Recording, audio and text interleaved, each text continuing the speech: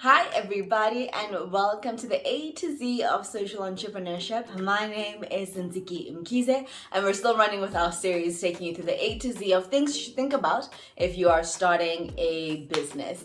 And in this session we're looking at the letter F. So let's get into it.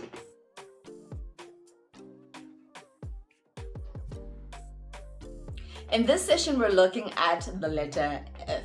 And if we talk about F, I think we can all guess what F is. So I'm not gonna sit long on it. And F for me is F for failure. Yeah.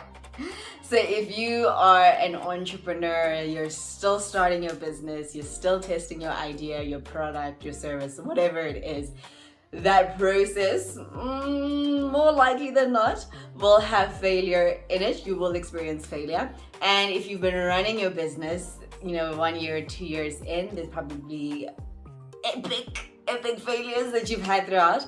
And statistically, we know that a lot of businesses, startups predominantly, don't make it past the first 3 to 5 years. So about 80% of startups fail in that time.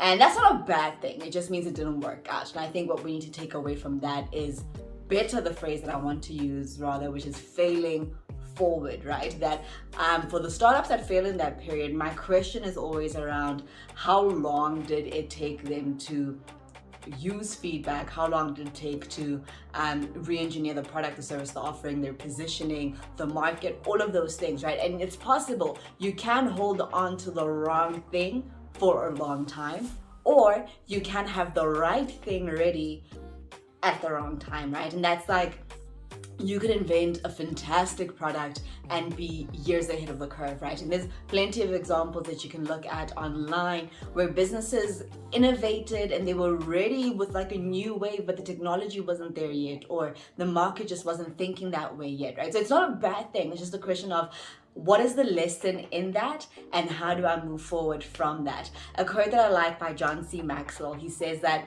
failure isn't too bad if it doesn't go to the heart, and success isn't bad so long as it doesn't go to the head. And it's really just that balance on your journey. So my motivation to you as an entrepreneur, especially when you're starting, is to fail fast and fail forward. And really all we mean by that is, yes, things won't work out. So you might have a great idea and you might think it's fabulous, and people just don't receive it the same way that you are hoping for. Sure, you failed, but move forward, right? So what did you learn from that? And let's go. You might maybe not have your pricing correct. You might maybe not have your packaging correct. You might be pitching the right product to the wrong group of people, the right product to the right people at the wrong price point, whatever it is, right? And all of that stuff put together is just lessons learned. And the question is, how quickly can you learn that lesson and apply those learnings? And it's really not about the fact that you failed or that something didn't work out, but rather it's about how quickly can you get up, how quickly can you learn, and how quickly can you apply what you've learned so that you're moving forward in your process. John C. Maxwell also says that the issue in life is not that there will be challenges. Of course there will be challenges, but rather it is a question of how will you face those challenges. So this session is quick, it's brief, it's to the point, and I really want you to think about the potential areas in which you could fail. And if you have failed, see it as a gift. It gave you the opportunity to see where you or the business was weak.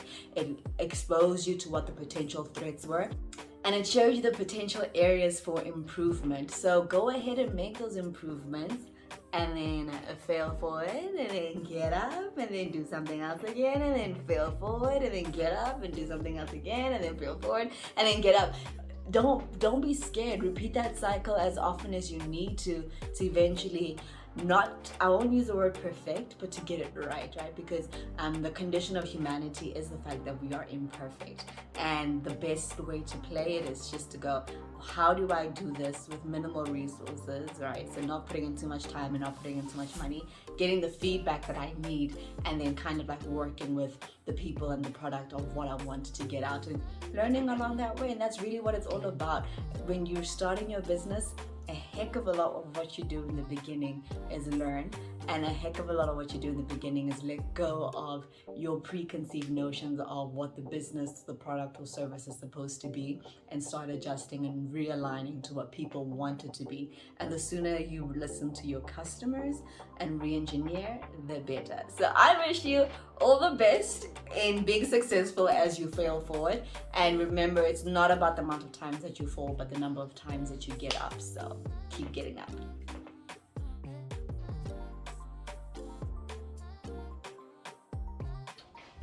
Hi there, if you want to join our Social Impact Founders membership community here at MentHer, which is a global mentorship network supporting female social entrepreneurs, head over to our website, www.menther.co.za. You can also send us an email at info.co.za, and you will receive your free copy of a social impact guide on how to start a business and life of purpose and impact. See you online.